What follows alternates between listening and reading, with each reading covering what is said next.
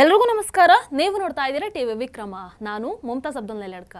ವೀಕ್ಷಕರೇ, ಕರ್ನಾಟಕ ರಾಜಕೀಯದಲ್ಲಿ ಅಣ್ಣ ತಮ್ಮನ ಹಾಗಿದ್ದಂಥವರು ಒನ್ ಆ್ಯಂಡ್ ಓನ್ಲಿ ಸಿದ್ದರಾಮಯ್ಯ ಹಾಗೆ ಜಮೀರ್ ಅಹ್ಮದ್ ಖಾನ್.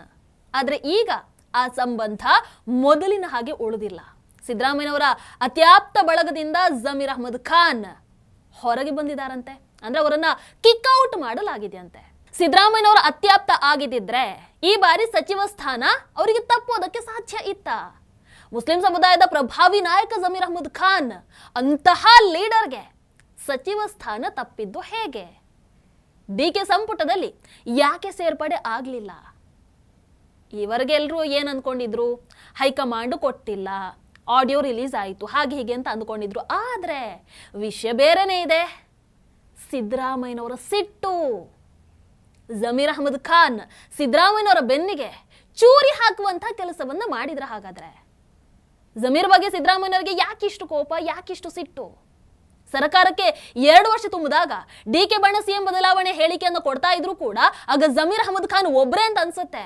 2 ವರ್ಷ ಅಲ್ಲ 5 ವರ್ಷ ಕೂಡ ಸಿದ್ದರಾಮಯ್ಯನವರೇ ಸಿಎಂ ಅಂತ ಮೇಲಿಂದ ಮೇಲೆ ಹೇಳಿಕೆಯನ್ನು ಕೊಟ್ಟಿದ್ದು. ಅವತ್ತು ಕೆಪಿಸಿಸಿ ಅಧ್ಯಕ್ಷರಾದಂತಹ ಡಿಕೆ ಶಿವಕುಮಾರ್ ಅವರು ಎಚ್ಚರಿಕೆಯನ್ನು ಕೊಟ್ಟರು ಕೂಡ ಜಮೀರ್ ಅಹ್ಮದ್ ಖಾನ್ ಸುಮ್ಮನೆ ಕೂರ್ಲೇ ಇಲ್ಲ. ನೋಡಿ, 5 ವರ್ಷ ಸಿದ್ದರಾಮಯ್ಯನವರೇ ಸಿಎಂ ಅಂತ ಹೋದಲ್ಲಿ ಬಂದಲ್ಲಿ 10 ಬಾರಿ ಹೇಳಿದ್ರು. ಡಿಕೆ ಶಿವಕುಮಾರ್ ಅವರನ್ನ ಎದುರು ಹಾಕೊಂಡು ಸಿದ್ದರಾಮಯ್ಯನವರ ಬೆನ್ನಿಗೆ ಅವತ್ತು ನಿಂತಿದ್ದಂಥವರು ಜಮೀರ್ ಅಹ್ಮದ್ ಖಾನ್. ಆದ್ರೆ ಇತ್ತೀಚೆಗೆ ಜಮೀರ್ ವಿರುದ್ಧ ಸಿದ್ದರಾಮಯ್ಯನವರು ಯಾಕಿಷ್ಟು ರೊಚ್ಚಿಗೆದ್ದು ಬಿಟ್ಟಿದ್ದಾರೆ? 2 ದಿನಗಳ ಹಿಂದೆ ಒಂದು ವಿಡಿಯೋ ವೈರಲ್ ಆಗತ್ತೆ, ನೋಡಿರ್ತೀರ ನೀವು. ಜಮೀರ್ ಅಹ್ಮದ್ ಖಾನ್ ಬೆಂಬಲಿಗರು ಸಿದ್ದರಾಮಯ್ಯನವರನ್ನ ಭೇಟಿಯಾಗಿ ಜಮೀರ್ ಅಹ್ಮದ್ ಖಾನ್ ಅವರಿಗೆ ಸಚಿವ ಸ್ಥಾನವನ್ನು ಕೊಡಬೇಕು ಅಂತ ಕೇಳ್ತಾರೆ. ತಕ್ಷಣ ಸಿಟ್ಟಿಗೆ ಹೇಳ್ತಾರೆ ಮಾಜಿ ಸಿಎಂ ಸಿದ್ದರಾಮಯ್ಯನವರು. ಯಾಕೆ ಕೊಡಬೇಕು ಅಂತ ಪ್ರಶ್ನೆ ಮಾಡಿಬಿಡ್ತಾರೆ.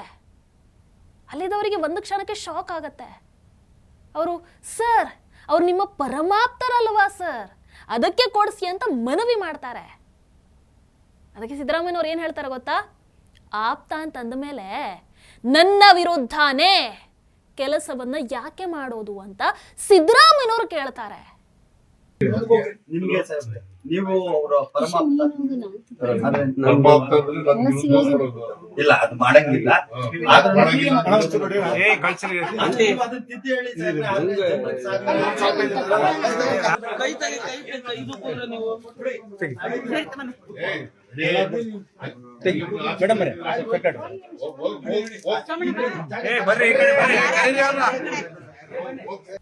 ಹಾಗಿದ್ರೆ ಸಿದ್ದರಾಮಯ್ಯನವರ ವಿರುದ್ಧ ಅಂತಹ ಏನು ಕೆಲಸವನ್ನ ಮಾಡಿದ್ದಾರೆ ಜಮೀರ್ ಅಹ್ಮದ್ ಖಾನ್?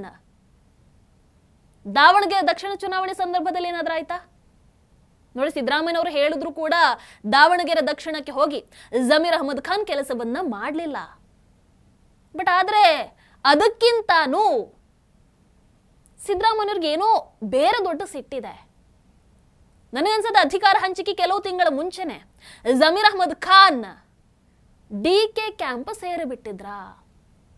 ಹೀಗಾಗಿ ಅಧಿಕಾರ ಹಂಚಿಕೆ ಸಂದರ್ಭದಲ್ಲಿ ಜಮೀರ್ ಅಹ್ಮದ್ ಖಾನ್ 5 ವರ್ಷ ಸಿದ್ದರಾಮಯ್ಯನವರ ಸಿಎಂ ಆಗಿರ್ಲಿ, ಸಿಎಂ ಬದಲಾವಣೆ ಮಾಡಬಾರ್ದಪ್ಪ ಅಂತ ಸುಮ್ಮನೆ ಹೇಳಿಕೆಯನ್ನು ಕೊಡ್ಕೊಂಡು ಓಡಾಡ್ತಾ ಇದ್ರ. ಒಳಗಿಂದ ಒಳಗೆ ಏನೇನೋ ಆಗ್ತಾ ಇದೆ. ಸಿದ್ದರಾಮಯ್ಯನವರಂತೂ ಈಗ ಫುಲ್ ಸಿಟ್ಟಿಗೆದ್ದು ಬಿಟ್ಟಿದ್ದಾರೆ. ಮೊದಲ ಪಟ್ಟಿ ಬಂತು, ಈಗ 2ನೇ ಪಟ್ಟಿಯಲ್ಲೂ ಕೂಡ ಜಮೀರ್ ಅಹ್ಮದ್ ಖಾನ್ ಸಂಪುಟ ಸೇರುವಂಥದ್ದು ಅನುಮಾನ ಅಂತ ಹೇಳ್ತಾ ಇದ್ದಾರೆ. ಕುಮಾರಸ್ವಾಮಿ ಅವರಿಗೆ ಮೋಸ ಮಾಡಿದ ಹಾಗೆ ಸಿದ್ದರಾಮಯ್ಯನವರಿಗೂ ಮೋಸ ಮಾಡಿದ್ರೆ ಅವ್ರು ಸುಮ್ಮನೆ ಇರ್ತಾರ? ನೀವೇ ಹೇಳಿ. ಇದು ಜಮೀರ್ ಅಹ್ಮದ್ ಖಾನ್ ಕಥೆ. ಆದ್ರೆ ಈ ಕಡೆ ಸತೀಶ್ ಜಾರಕಿಹೊಳಿ ಜೊತೆಗೆ ಈಗ ಸಿದ್ದರಾಮಯ್ಯನವರು ಅಷ್ಟಕ್ಕಷ್ಟೇ ಅಂತೆ. ಈ ಹಿಂದೆ ಸತೀಶ್ ಜಾರಕಿಹೊಳಿ 5 ವರ್ಷನೂ ಸಿದ್ದರಾಮಯ್ಯನವರೇ ಸಿಎಂ ಅಂತ ಹೇಳ್ತಾ ಇದ್ರು. ಬಟ್ ಅಧಿಕಾರ ಹಂಚಿಕೆ ಸಂದರ್ಭದಲ್ಲಿ ಒಂದೇ ಒಂದು ಮಾತು ಇರಲಿಲ್ಲ ಸಿದ್ದರಾಮಯ್ಯನವರ ಪರವಾಗಿ. ಹೈಕಮಾಂಡ್ ನಿರ್ಧಾರ ಮಾಡತ್ತೆ, ನಮ್ಮದೇನಿಲ್ಲ ಅಂತ ಹೇಳ್ಬಿಟ್ರು. ಅದರ ಜೊತೆಗೆ ಸತೀಶ್ ಜಾರಕಿಹೊಳಿ ಸಿದ್ದರಾಮಯ್ಯನವರ ವಿರುದ್ಧ ಶಾಸಕರ ಸಹಿಯನ್ನ ಸಂಗ್ರಹ ಮಾಡಿದ್ರು ಅನ್ನುವಂಥ ಸುದ್ದಿ ಕೂಡ ಇದೆ. ಅದು ನಿಜನಾ ಸುಳ್ಳು ಗೊತ್ತಿಲ್ಲ. ಸತೀಶ್ ಜಾರಕಿಹೊಳಿ ಮಾತ್ರ ಇದೆಲ್ಲ ಸುಳ್ಳಪ್ಪ ಅಂತ ಹೇಳಿದ್ದಾರೆ. ರಾಜಕೀಯದಲ್ಲಿ ಯಾವುದು ಸುಳ್ಳು ಯಾವುದು ನಿಜ ಗೊತ್ತೇ ಆಗಲ್ಲ ನೋಡಿ. ಹೀಗಾಗಿ ಸತೀಶ್ ಜಾರಕಿಹೊಳಿ ಅವರ ಆ ಕೆಪಿಸಿಸಿ ಅಧ್ಯಕ್ಷ ಸ್ಥಾನ ತಪ್ಪೋದಕ್ಕೆ ಈ ಬಾರಿ ಸಿದ್ದರಾಮಯ್ಯನವರು ಕೂಡ ಕಾರಣ ಅನ್ನುವಂಥ ಒಂದು ರಾಜಕೀಯ ಒಳಮಾತು ಕೇಳಿ ಬರ್ತಾ ಇದೆ. ವೀಕ್ಷಕರಲ್ಲಿ ನೀವು ಒಂದು ವಿಷಯವನ್ನು ಗಮನಿಸಿದಿರಾ? ಡಿ.ಕೆ. ಸಂಪುಟ ಸೇರಿದಂತಹ ಮೊದಲ ಪಟ್ಟಿಯಲ್ಲಿ ಸಿದ್ದರಾಮಯ್ಯನವರ ಅತ್ಯಾಪ್ತರು ಅಂತ ಹೇಳಿಕೊಳ್ತಾ ಇದ್ರಲ್ವಾ, ಅವ್ರು ಯಾರು ಇಲ್ಲ. ಎಚ್.ಸಿ. ಮಹದೇವಪ್ಪ ಇಲ್ಲ, ಕೆ. ವೆಂಕಟೇಶ್ ಇಲ್ಲ, ಸಂತೋಷ್ ಲಾಡ್ ಇಲ್ಲ, ದಿನೇಶ್ ಗುಂಡೂರಾವ್ ಇಲ್ಲ, ಶಿವರಾಜ್ ತಂಗಡಗಿ ಇಲ್ಲ, ಎಚ್.ಕೆ. ಪಾಟೀಲ್ ಇಲ್ಲ. ಆದ್ರೆ ಸಿದ್ದರಾಮಯ್ಯನವರ ಪುತ್ರ ಯತೀಂದ್ರ ಮಾತ್ರ ಸಂಪುಟ ಸೇರ್ಪಡೆ ಆಗ್ತಾರೆ. ಸೊ ಆಪ್ತರಲ್ಲೂ ಕೂಡ, ಅಂದ್ರೆ ಸಿದ್ದು ಆಪ್ತರಲ್ಲೂ ಕೂಡ ಈಗ ಸಿದ್ದರಾಮಯ್ಯನವರ ವಿರುದ್ಧ ಬೇಸರ ಇದೆ ಅಂತೆ. ಇಷ್ಟು ದಿನ ಸಿದ್ದರಾಮಯ್ಯನವರ ಬೆನ್ನಿಗೆ ನಿಂತಿದ್ವಿ ನಾವು, ಆದರೆ ಅಧಿಕಾರ ಹಂಚಿಕೆ ಸಂದರ್ಭದಲ್ಲಿ ಮಗನ ರಾಜಕೀಯ ಭವಿಷ್ಯವನ್ನು ನೋಡ್ಬಿಟ್ರು, ನಮ್ಮ ರಾಜಕೀಯ ಭವಿಷ್ಯವನ್ನ ನೋಡ್ಲೇ ಇಲ್ಲ ಅಂತ ಸಿದ್ದರಾಮಯ್ಯನವರ ಆಪ್ತರ ಬೇಸರ. ಈಗ ಈ ಪಟ್ಟಿಯಲ್ಲಿ ಕೆಲವರಿಗೆ ಎರಡನೇ ಪಟ್ಟಿಯಲ್ಲಿ ಅವಕಾಶ ಸಿಗಬಹುದು ಅಂತ ಹೇಳ್ತಾರೆ. ಆದ್ರೆ ಇವರೆಲ್ಲರೂ ಕೂಡ ಸೀನಿಯರ್ಸ್ ತಾನೆ, ಮೊದಲ ಪಟ್ಟಿಯಲ್ಲೇ ಸಚಿವರಾಗಬೇಕು ಅಂತ ಆಸೆ ಇರುತ್ತೆ. ಮೊನ್ನೆ ಮೈಸೂರಲ್ಲಿ ಮಹದೇವಪ್ಪ ಅವರ ಆಪ್ತರು ಪ್ರತಿಭಟನೆಯನ್ನ ಮಾಡ್ತಾರೆ. ಏನ್ ಹೇಳ್ತಾರೆ ಅಲ್ಲಿ? ಆಪ್ತ ಆಪ್ತ ಅಂತ ಹೇಳಿ ಮಹದೇವಪ್ಪನವರಿಗೆ ಕೈ ಕೊಟ್ರ ಸಿದ್ದರಾಮಯ್ಯನವರೇ, ನಿಮ್ಮ ಮಗನನ್ನ ಮಾತ್ರ ಮಂತ್ರಿ ಮಾಡ್ಬಿಟ್ರಿ, ಮಹದೇವಪ್ಪ ಅವರಿಗೆ ಯಾಕೆ ಅನ್ಯಾಯವನ್ನ ಮಾಡಿದ್ರಿ ಅಂತ ಕೇಳ್ತಾ ಇದ್ದಾರೆ. ಸಿದ್ದರಾಮಯ್ಯನವರು ನೋಡಿ, ಭೈರತಿ ಸುರೇಶ್ ಅವರಿಗೆ ಕೊನೆ ಗಳಿಗೆಯಲ್ಲಿ ಸಚಿವ ಸಂಪುಟ ಲಿಸ್ಟ್ ಅಲ್ಲಿ ಹೆಸರು ಸೇರಿಸ್ತಾರೆ. ಯಾಕೆ ಹೇಳಿ? ಕುರುಬ ಸಮುದಾಯದ ಯತೀಂದ್ರ ಅವರು ಮಾತ್ರ ಮಿನಿಸ್ಟರ್ ಆಗಿದ್ರೆ ಕುರುಬ ಸಮುದಾಯಕ್ಕೆ ಯಾವ ಮೆಸೇಜ್ ಹೋಗ್ತಾ ಇತ್ತು? ಓ, ಸಿದ್ದರಾಮಯ್ಯನವರು ಮಗನಿಗೋಸ್ಕರ ಎಲ್ಲ ಕುರುಬ ನಾಯಕರನ್ನ ಬಲಿ ಕೊಟ್ರು ಅನ್ನುವಂಥ ಮೆಸೇಜ್ ಹೋಗುತ್ತೆ. ಅದಕ್ಕೋಸ್ಕರ ಸಿದ್ದರಾಮಯ್ಯನವರು ಏನ್ ಮಾಡ್ತಾರೆ, ಯತೀಂದ್ರ ಅವರ ಜೊತೆಗೆ ಭೈರತಿ ಸುರೇಶ್ ಅವರನ್ನ ಕೂಡ ಮಿನಿಸ್ಟರ್ ಮಾಡಿಬಿಟ್ರು. ಸಿದ್ದರಾಮಯ್ಯನವರ ಅತ್ಯಾಪ್ತರಿಗೆ ಇಲ್ಲಿ ಒಂದೋ ಹೈಕಮಾಂಡ್ ನಾಯಕರೇ ಕೈ ಕೊಟ್ಟಿರಬಹುದು, ಕೈ ಬಿಟ್ಟಿರಬಹುದು, ಇಲ್ಲ ಅಧಿಕಾರ ಹಂಚಿಕೆ ಸಂದರ್ಭದಲ್ಲಿ ಇವ್ರು ಯಾರು ನನ್ನ ಬೆನ್ನಿಗೆ ನಿಲ್ಲಿಲ್ಲ ಅಂತ ಸಿದ್ದರಾಮಯ್ಯನವರು ಸಿಟ್ಟಾಗಿ ಅವರ ಪರವಾಗಿ ನಿಲ್ಲದೆ ಇರಬಹುದು. ಈ ಎರಡು ಕಾರಣಕ್ಕೆ ಹಿರಿಯರಿಗೀಗ ಸಚಿವ ಸ್ಥಾನ ತಪ್ಪಿದೆ. ಮೊದಲ ಪಟ್ಟಿಯಲ್ಲಿ ಮಾಜಿ ಸಚಿವ ಬಸವರಾಜ ರಾಯರೆಡ್ಡಿ ಅವರಿಗೆ ಅವಕಾಶ ಸಿಗಲಿಲ್ಲ, ಹೀಗಾಗಿ ಈಗ ಅವರು ಕೂಡ ಮುನಿಸ್ಕೊಂಡಿದ್ದಾರೆ. ಇನ್ನು ಸಿದ್ದರಾಮಯ್ಯನವರ ಅತ್ಯಾಪ್ತ ಶಾಸಕ ಬಿ.ಆರ್. ಪಾಟೀಲ್, ಇನ್ನು ಅಶೋಕ್ ಪಟ್ಟಣ್, ಇವರಿಗೂ ಕೂಡ ಮೊದಲ ಪಟ್ಟಿಯಲ್ಲಿ ಅವಕಾಶ ಸಿಗಲಿಲ್ಲ.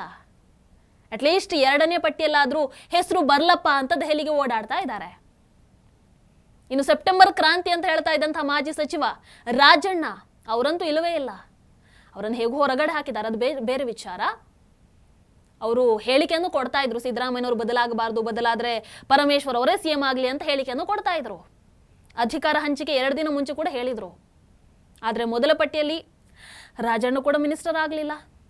ಸಿದ್ದರಾಮಯ್ಯನವರು ಮನಸ್ಸು ಮಾಡಿದಿದ್ರೆ ಕೆಪಿಸಿಸಿ ಅಧ್ಯಕ್ಷ ಸ್ಥಾನವನ್ನ ಸತೀಶ್ ಜಾರಕಿಹೊಳಿ ಅವರಿಗೆ ಕೊಡಬಹುದಿತ್ತು, ಆದ್ರೆ ಕೊಡಿಸ್ಲಿಲ್ಲ. ಅಫ್ಕೋರ್ಸ್ ಅದಕ್ಕೂ ಕಾರಣ ಇದೆ.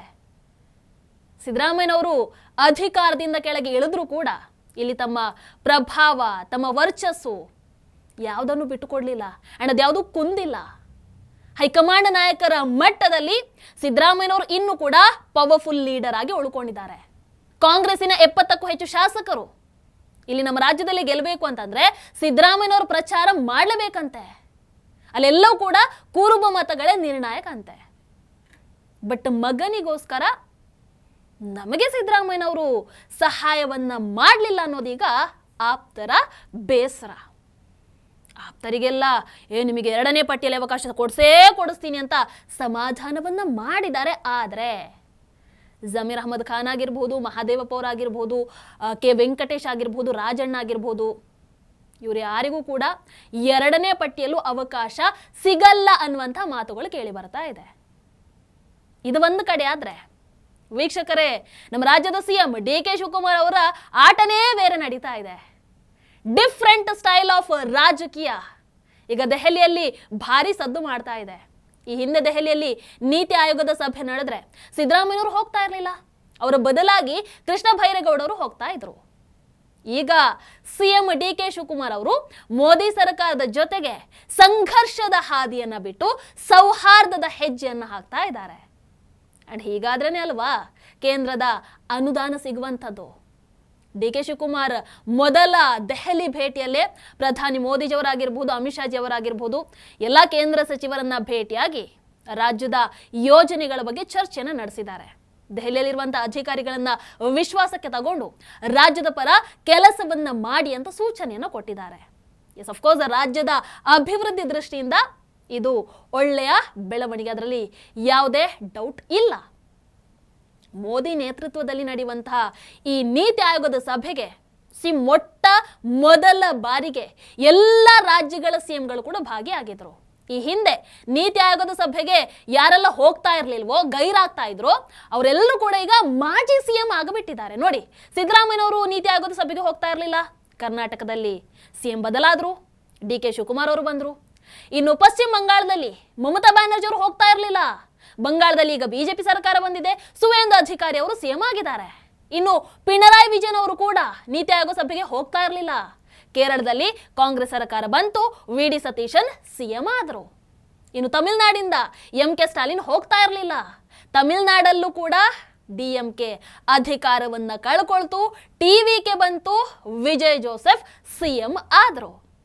ಸೊ ಮೊಟ್ಟ ಮೊದಲ ಬಾರಿಗೆ ನೀತಿ ಆಯೋಗದ ಸಭೆಯಲ್ಲಿ ಎಲ್ಲ ಸಿಎಂಗಳು ಕೂಡ ಭಾಗವಹಿಸಿರುವಂಥದ್ದು ಒಂದು ಉತ್ತಮ ಬೆಳವಣಿಗೆನೆ ಅಂತ ಹೇಳಬಹುದು. ಸೊ ನಮ್ಮ ರಾಜ್ಯದ ವಿಚಾರಕ್ಕೆ ಬರೋದಾದ್ರೆ, ಇನ್ನು ಮುಂದಿನ ದಿನಗಳಲ್ಲಿ ಏನೇನಾಗುತ್ತೆ, ಏನೆಲ್ಲ ಡೆವಲಪ್ಮೆಂಟ್ಸ್ ಆಗುತ್ತೆ ಕಾದು ನೋಡ್ಬೇಕಷ್ಟೇ. ನಿಮ್ಮ ಅನಿಸಿಕೆಯನ್ನು ಕಮೆಂಟ್ ಮಾಡಿ. ಟಿವಿ ವಿಕ್ರಮ, ದೇಶ ನಿಮ್ಮ ಕೈಯಲ್ಲಿ. ಈ ಕಾರ್ಯಕ್ರಮ ನಿಮಗೆ ಇಷ್ಟ ಆಗಿದ್ದಲ್ಲಿ ಲೈಕ್, ಶೇರ್ ಹಾಗೂ ಕಮೆಂಟ್ ಮಾಡಿ. ಟಿವಿ ವಿಕ್ರಮದ ಕಾರ್ಯಕ್ರಮಗಳನ್ನು ನಿರಂತರವಾಗಿ ವೀಕ್ಷಿಸಲು ಸಬ್ಸ್ಕ್ರೈಬ್ ಮಾಡಿ, ಬೆಲ್ ಐಕನ್ ಒತ್ತಿ.